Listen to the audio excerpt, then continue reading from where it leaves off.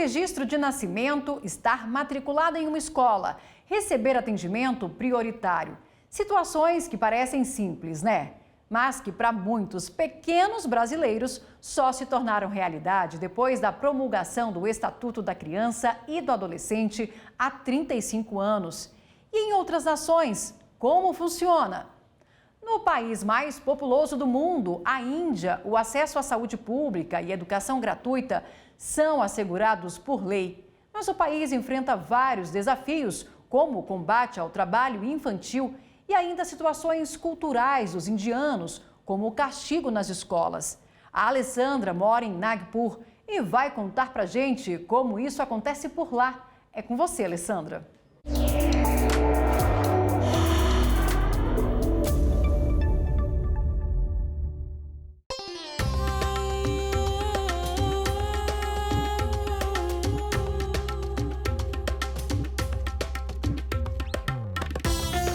Olá, o meu nome é Alessandra Nirvan, eu sou de Curitiba, no Paraná, e eu moro na Índia há 10 anos. Eu sou fotógrafa, tenho 6 filhos, 4 filhos nasceram no Brasil e 2 filhos nasceram aqui na Índia.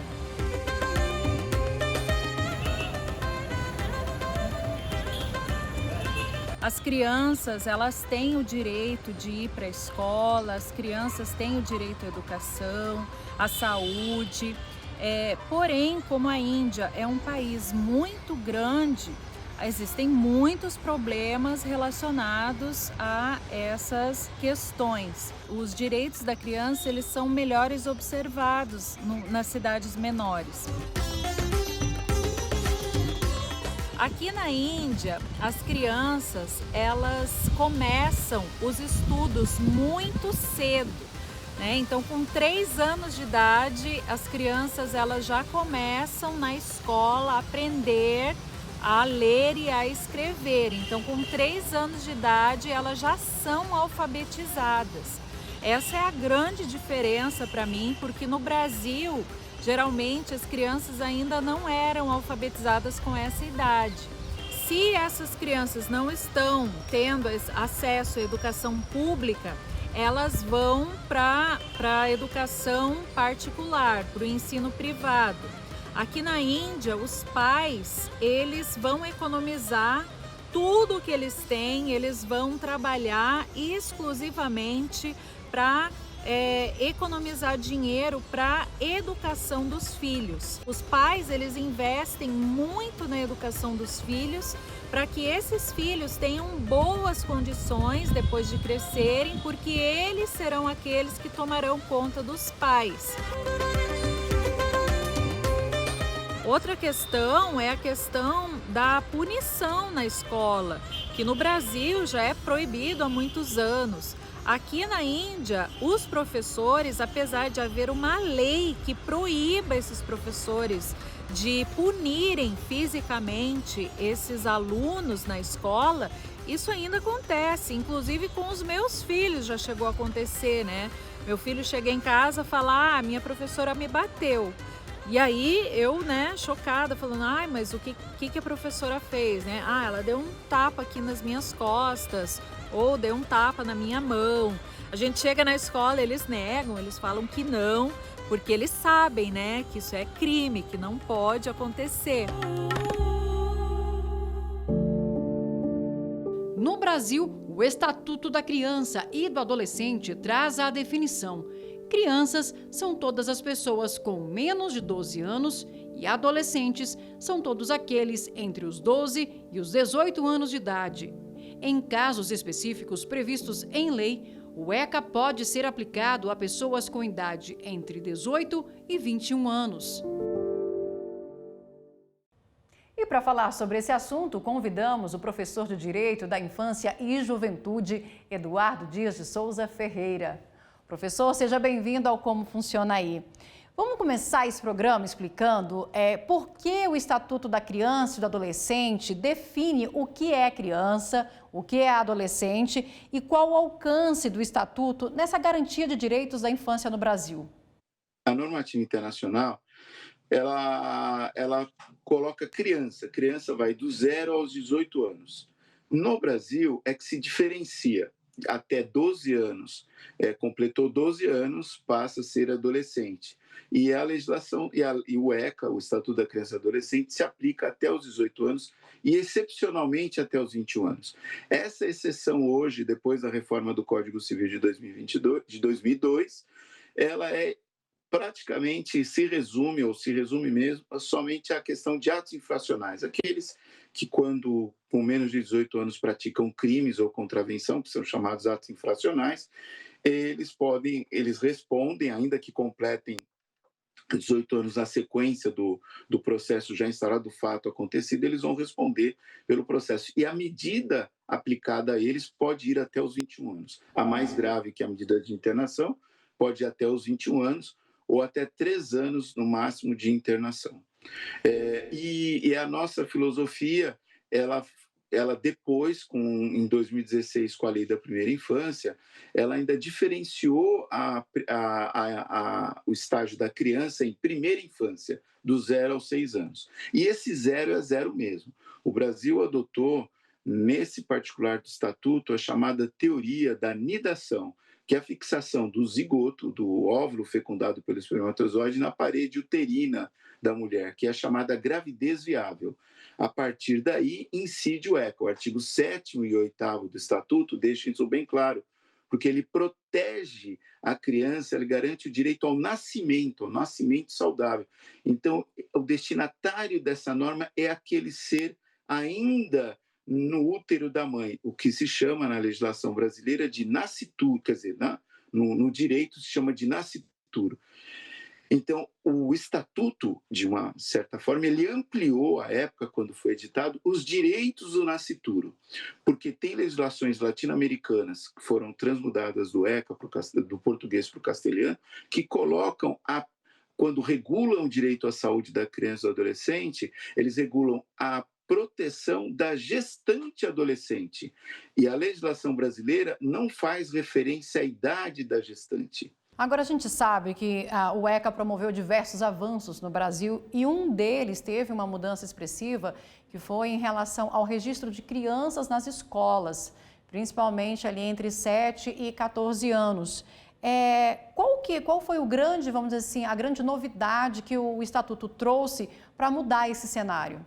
Olha, o Estatuto, ele, quando foi cuidar do direito à educação, nos artigos 53 a 59, Educação, Lazer, Esporte e Cultura, ele trouxe o dever do poder público recensear e fazer estatística para calcular a demanda das crianças. Trouxe o dever de se fazer controle de chamadas, de falta, para se verificar os casos de evasão e faltas reiteradas. Então, a grande legislação para garantir vaga em pré-escola, vaga em ensino fundamental, foi o Estatuto da Criança e do Adolescente. No Brasil, antes da promulgação do Estatuto da Criança e do Adolescente, 19,6% das crianças de 7 a 14 anos estavam fora da escola, segundo o IBGE. Já em 2019, esse percentual caiu para 1,4%. Em 2023, 0,6% das crianças de 6 a 14 anos não estavam matriculadas, o que equivale a aproximadamente 400 mil crianças nessa faixa etária. Vamos voltar à Índia, porque na teoria existem leis que proíbem o trabalho infantil e o casamento com meninas de idade inferior a 18 anos. Mas na prática, essas são duas realidades do país.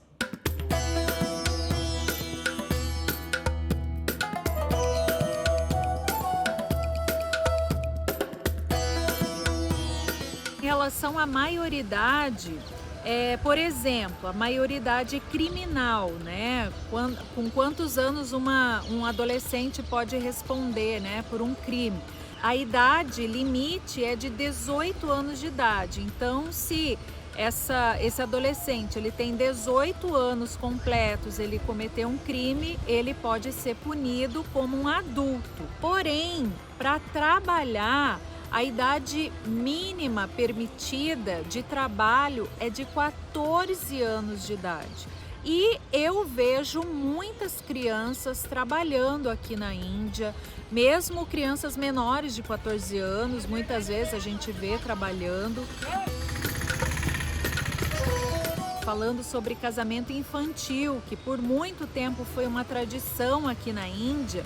O casamento infantil na Índia hoje é proibido. Então a idade mínima para uma moça se casar aqui na Índia hoje é com 18 anos de idade e a idade mínima para o rapaz se casar aqui na Índia é de 21 anos de idade. E na questão da saúde da criança, as crianças elas têm sim direito à saúde, inclusive a saúde pública aqui na Índia, e principalmente pela questão das vacinas serem produzidas aqui na Índia, as vacinas também são muito acessíveis, existem campanhas de vacina, os agentes de saúde eles vão na casa das pessoas ou para vacinar ou para avisar sobre a vacinação. Então era isso que eu queria falar para vocês. Eu agradeço muito pelo convite e tchau, tchau. Professor, aqui no Brasil, a partir de qual idade é possível se casar? E essa realidade vivida aí na Índia do casamento infantil também é uma realidade vivida em outros países? E a gente poderia fazer esse paralelo com a gravidez na adolescência, essa situação que essas meninas vivem? Podemos sim fazer esse paralelo. No Brasil, em 2019, é que foi aprovada uma legislação modificando o Código Civil, autorizando, proibindo terminantemente o casamento de pessoas com menos de 16 anos. E a destinatária da norma efetivamente são as meninas, as mulheres, né? Que eram mais os pedidos que existiam até em juízo. Eu já dei pareceres nisso há anos atrás, que era o chamado suprimento de idade núbio, para você poder casar com menos de 16 anos. Isso tinha na legislação essa possibilidade de suprir a idade. Aí se pedia a prova de que aquela menina suportava o ônus do casamento, ou seja, da conjunção carnal. Aí o que vinha nos processos em geral? Vinha a declaração médica, um atestado acompanhado de exame médico laboratorial, dizendo que aquela moça estava grávida. Então, vinham esses pedidos de casamento. É a chamada gravidez na adolescência, né? Adolescente dos 12 aos 18 anos. E essa questão da tradição, assim como a senhora colocou, também é forte no Brasil. Se nós olharmos para as nossas famílias, nós vamos encontrar nossas avós, bisavós e até tataravós que já com 15, 16 anos já eram mães de família. Hoje, nessa situação em que se exige que as pessoas, a formação, a mulher no mercado de trabalho também, é uma das causas ainda de evasão escolar. Essa legislação ajuda nisso, mas ela não tem força, por exemplo, para impedir as uniões estáveis. Então, como é que você vai impedir que uma moça de 15 anos, 16 anos, 15 anos e meio, 14 anos e 10 meses, vá residir com uma pessoa em regime matrimonial? A menor de 14 anos, aí a lei barra por conta da violência presumida do crime de estupro de vulnerável. Então, mas a partir dos 14,5, 15 anos, aí nós ainda temos essa situação. E se a gente comparar esses dados, a gente vai ver que uma causa ainda de afastamento das moças, das adolescentes, do banco escolar é a gravidez na adolescência. Vamos fazer agora um breve intervalo e a gente volta já já.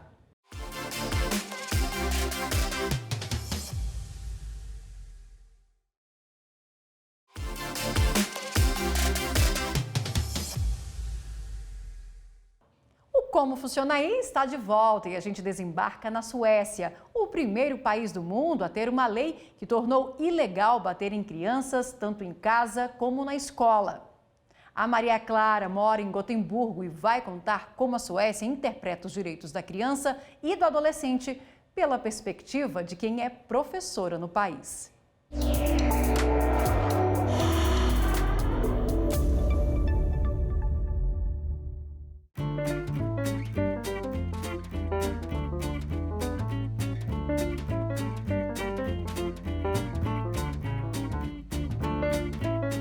Olá, meu nome é Maria Clara Neto Anderson.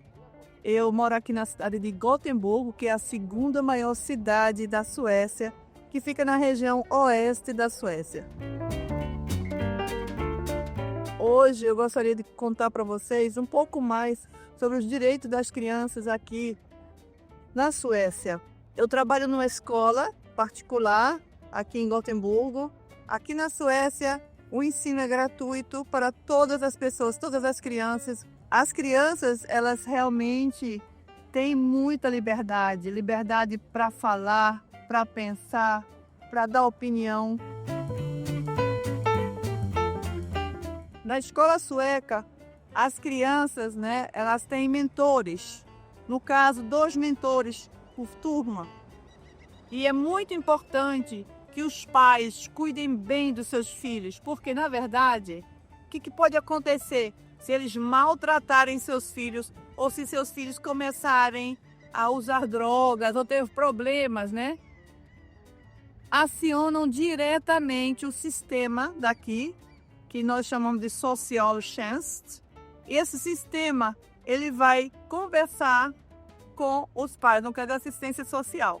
Eles vão conversar com os pais e se eles decidirem que aquele lar não é bom para essa criança, eles fazem a mudança rapidamente. A escola tem a obrigação de informar ao órgão, o Socialtjänst.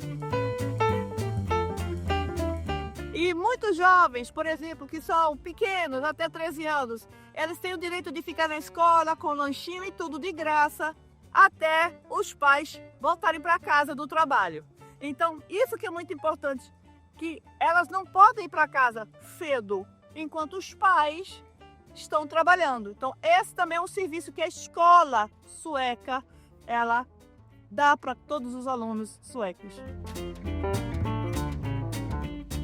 Para concluir, aqui na Suécia existe um órgão que se chama BRIS. E este órgão é muito importante porque as crianças, elas podem ligar anonimamente, conversar com vários psicólogos, pessoas que estão ali para dar um maior apoio para elas. Muitas vezes as crianças não sabem com quem conversar, então elas ligam para o BRIS.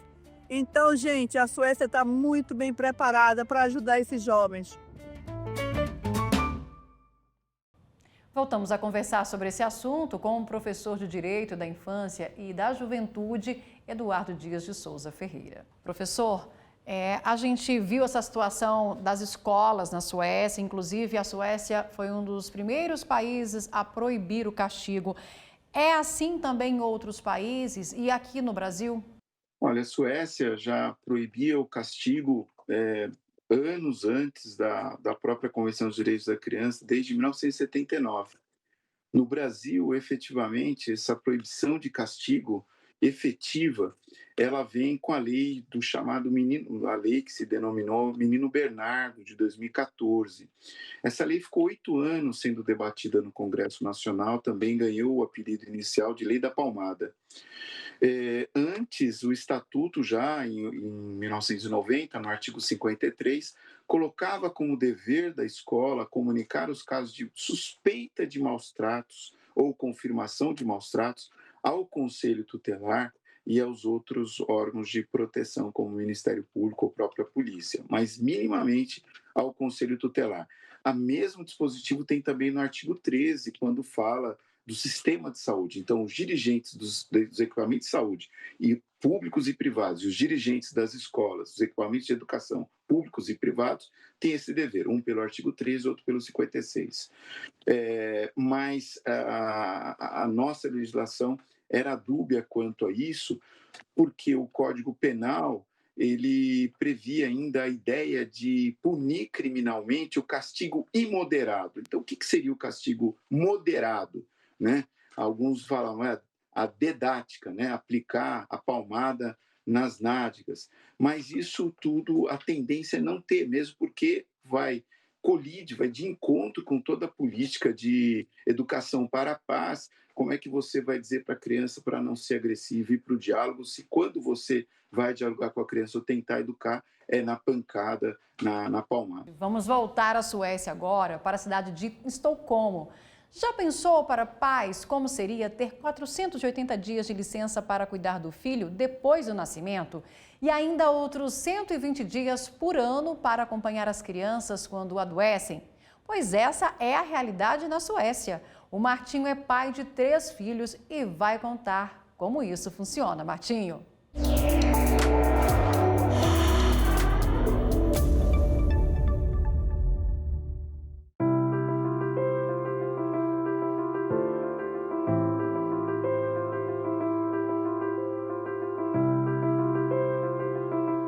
Meu nome é Martinho Santos, tenho 53 anos, sou professor, pai de 3 filhos, moro na Suécia há 25 anos, na capital, Estocolmo. Vou contar para vocês um pouco sobre o direito das crianças na Suécia e minha experiência por aqui.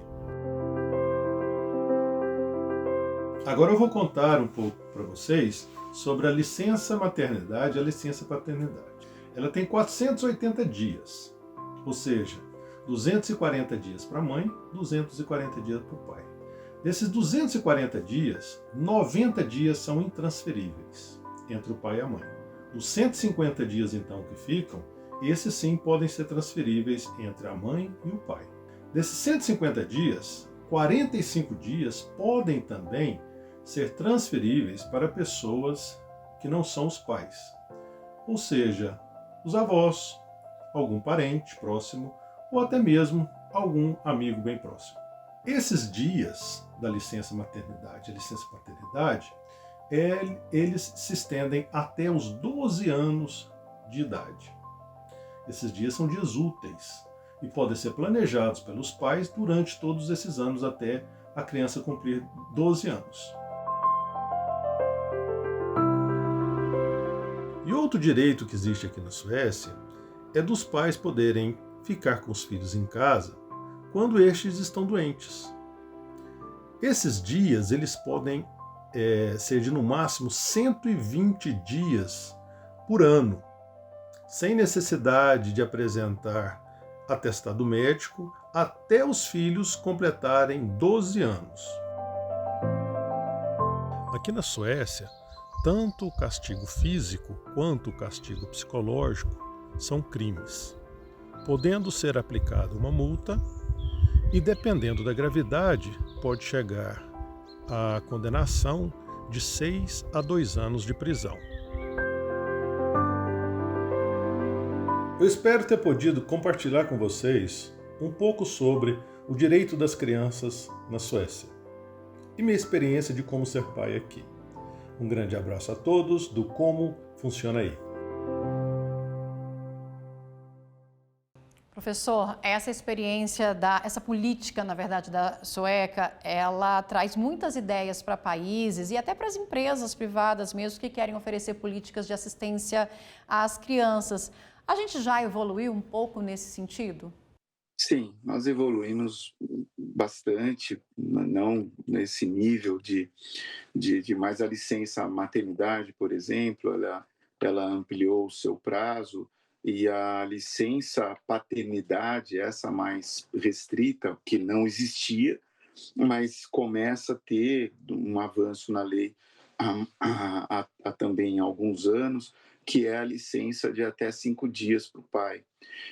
E podendo chegar a 20 dias naquelas empresas que se engajam num programa de empresas cidadãs, que tem esse programa que fortalecem essa questão da ISG, né? Hoje ISG, mas já existia isso.